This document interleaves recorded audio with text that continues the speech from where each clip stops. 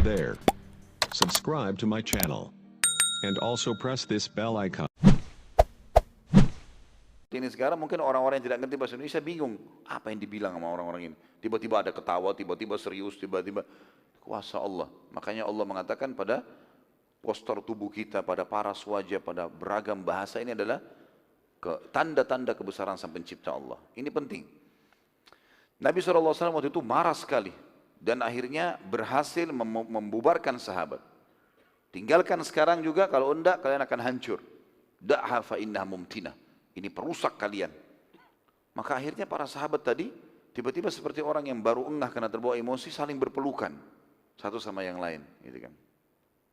Rupanya di dalam pasukan Nabi SAW ada pimpinan orang munafik, Abdullah bin Ubay bin Salul.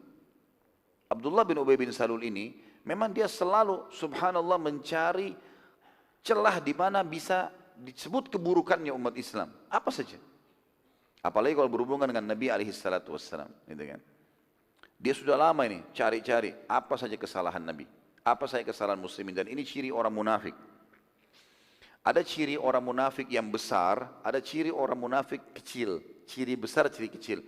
Kalau ciri kecilnya itu seperti yang hadis Nabi SAW, ciri orang munafik kalau dia berbicara dia berdusta, kalau dia diberikan amanah dia khianat, ya. Kalau dia berjanji maka dia pungkiri. Ini ciri kecilnya. Artinya kalau antum punya salah satu ciri ini bisa membawa kepada munafik yang besar. Ciri munafik yang besar teman-teman sekalian memang betul-betul benci Islam. Gampang dikenali. Karena kalau Allah bilang haram dia bilang halal. Allah bilang halal dia bilang haram. Dibalik, bolak-balikan. Di Indonesia banyak contoh-contohnya. Allah suruh pakai jilbab, enggak usah pakai jilbab. Quran sudah sempurna, enggak, butuh direvisi. Otakmu yang mau direvisi itu. Perlu kita ganti, tidak sesuai dengan zaman. Bukan tulisan saya loh, perkataannya Allah mau direvisi. Otaknya yang mesti direvisi ini. Dan beragam macam hal. Allah bilang tidak boleh nikah lintas agama, boleh nikah lintas agama. Ngawur semuanya, gitu kan. Ini ciri munafik nyata. Begitulah di zaman Nabi SAW. Apa yang Nabi sebutin, digerogotin, cari masalah. Harus berbeda, gitu kan. Nabi bilang jihad. Oh panas. Ada orang datang nyumbang, ria. Digituin, itu di zaman Nabi tuh. Ada yang keluar mau pergi berperang, nggak mungkin kau bisa menang, badanmu begitu kecilnya. Jadi sengaja meredam muslimin. Waktu perang Uhud kan begitu. 1000 orang keluar, 300 munafik. Begitu sudah tiba di kancah peperangan, sengaja Abdullah bin Ubay ini menarik 300 pasukannya. Untuk menjatuhkan mentalnya para sahabat. Begitu jahatnya mereka. Dan ini lebih jahat daripada orang kafir yang nyata, karena orang kafir jelas-jelas, oh ini agamanya Nasrani, Yahudi, kita tahu ini orang kafir gitu kan. Maka kalau berperangnya sudah nyata. Ini orang munafik enggak, berwajah kita, ya, memakai pakaian kita, masuk di masjid kita. Dan nanti teman-teman sekalian dalam sirah Nabawi, yang terutama penutupan nanti ya setelah pembebasan kota Mekah, setelah perang Tabuk, Allah Subhanahu Wa Taala membongkar habis-habisan masalah orang munafik, dan harus kita tahu. Karena memang berbahaya mereka itu. Intinya saya sudah kasih ciri induknya, selalu mencari celah di mana Islam itu harus ditinggalkan, Islam itu harus begini, Islam itu harus begini, dan seterusnya. Diganti, mereka mau mengganti agama Allah Subhanahu Wa Taala. Rupanya Abdullah bin Abi Salul dari salah satu dari sekian banyak keburukannya ini. Dan memang dia pimpinan orang munafik di zaman Nabi SAW yang Allah turunkan dalam Al-Quran.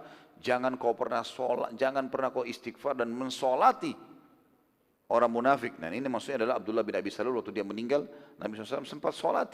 Karena kasih sayangnya beliau pada umatnya sebenarnya, tapi Allah larang. Itu ada bahasa nanti insya Allah pembebasan kota Mekah.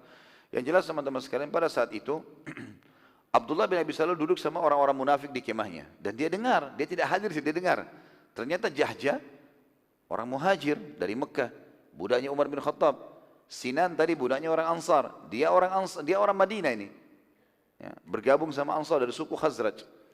Maka dia bilang, apakah mereka orang-orang muhajirin telah melakukannya? Berani mau perang lawan kita? Gitu kan. Sengaja dia hidupkan itu fanatisme lagi kembali. Nabi kan tadi sudah larang ya. Abdullah hidupkan lagi di kemahnya. Sungguh mereka telah mendatangi kami, meninggali negeri mereka. Sungguh mereka telah mendatangi kami, meninggali negeri kami. Maksudnya tinggal di negeri kami. Demi Allah mereka adalah perampas harta-harta dari Quraisy dan akan merusak kalian. Ya, padahal masalahnya sudah selesai nih. Sudah di close oleh Nabi SAW. Nggak boleh, haram dalam Islam rasisme ya. Tinggalin, dia hidupkan kembali. Dia lagi membakar orang-orang di sekitarnya. Lalu kemudian merusak keadaan kalian. Sekarang kalian akhirnya tidak berkuasa semaksimal di Madinah. Ini orang-orang muhajir yang berkuasa. Perumpamaan mereka seperti pepatah yang berbunyi, gemukkan anjingmu maka ia akan memakanmu. Ini kalimat berat dalam pepatah bahasa Arab ya. Jadi biasanya orang kalau benci sekali sama orang lain, maka dia mengucapkan kalimat ini. Gemukkan anjingmu maka dia akan memakanmu. Ya, seperti itulah. Artinya dia kalau bahasa langsungnya gini, muhajir itu adalah anjing-anjing yang datang dari Mekah, mengambil harta kalian, dan kalian gemukkan, sekarang mereka mau menguasai kita. Itu bahasa yang kasar sekali. Ya. Lalu kata Abdullah kepada orang-orang Madinah yang ada di sekitarnya yang memang kena penyakit nifak seperti dia, kalian yang telah menyebabkan semua ini, karena kalian telah membukakan diri kalian, harta, juga tempat tinggal kalian untuk mereka. Demi Allah, kalau kalian menghentikan itu, pastilah mereka tidak akan pernah kurang ajar pada kalian. Saat kita tiba di Madinah nanti, pastilah kaum kita, Khazraj, suku Khazraj, sukunya Abdullah bin Ubay bin Salul ini, akan mengeluarkan dari Madinah yang lemah-lemah itu, maksudnya para muhajirin. Kalianlah yang telah memberikan mereka para muhajirin tempat tinggal, zakat dan sedekah kalian, dan kasih sayang kalian. Bila kalian tahan semua itu, maka pasti mereka akan pergi dari negeri kalian. Jadi Abdullah ini sebenarnya memang dia sengaja mencari apa yang bisa memecahkan umat Islam, membuat masalah, ya. Seperti itulah. Maksud Abdullah adalah dia ingin mengajak agar muhajirin pada saat tiba di Madinah diusir semua dan terjadi peperangan, pengusiran massal. Tidak ada lagi masalah nama Islam, iman, ukhuwah, nggak ada itu. Ya, seperti itulah. Dan ternyata orang-orang di sekitarnya itu pada bilang, benar, benar, orang-orang munafik ini. Mereka ribut di kemah itu. Jumlahnya banyak, jumlahnya bisa ratusan orang, gitu kan? Kebetulan pada saat itu ada satu orang dari suku Khazraj, dari sukunya Abdullah bin Ubay Salul. Tentu suku Khazraj ini tidak semuanya munafik ya, tapi Abdullah bin Ubay ini dari suku Khazraj.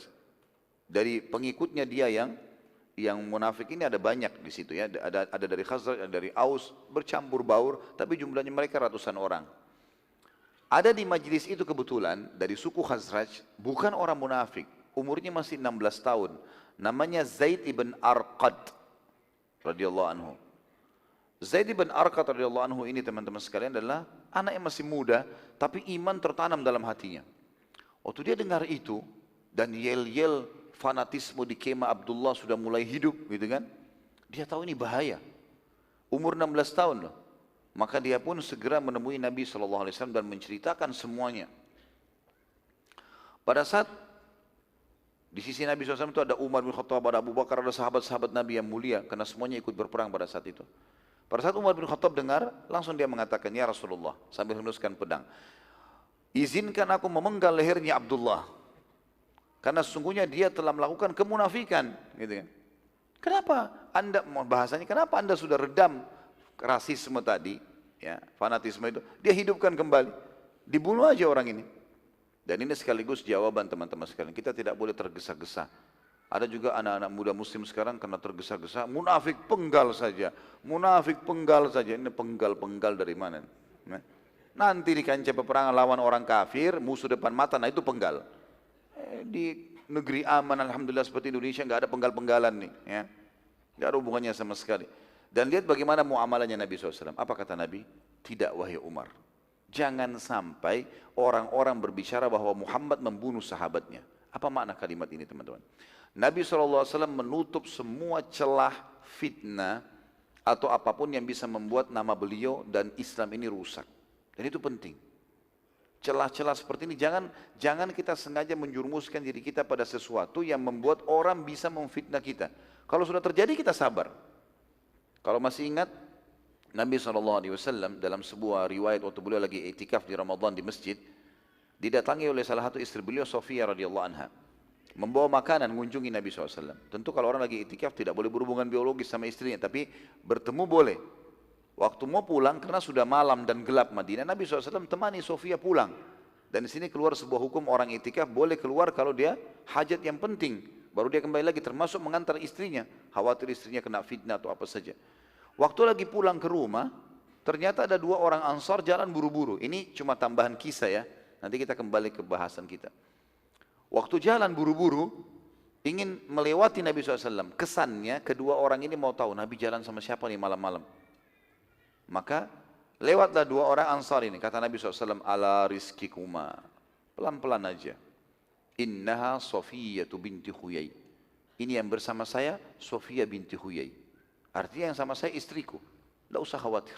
Padahal 2 orang ini tidak sedang bertanya. Tapi Nabi SAW menutup pintu fitnah itu. Kata mereka, subhanallah. Ya, maha suci Allah. Masa kami curiga sama anda ya Rasulullah?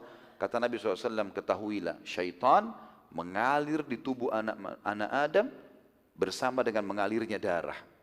Artinya kita bilang, a'udzubillahi minasyaitonir rajim, pergi. Sepupunya datang.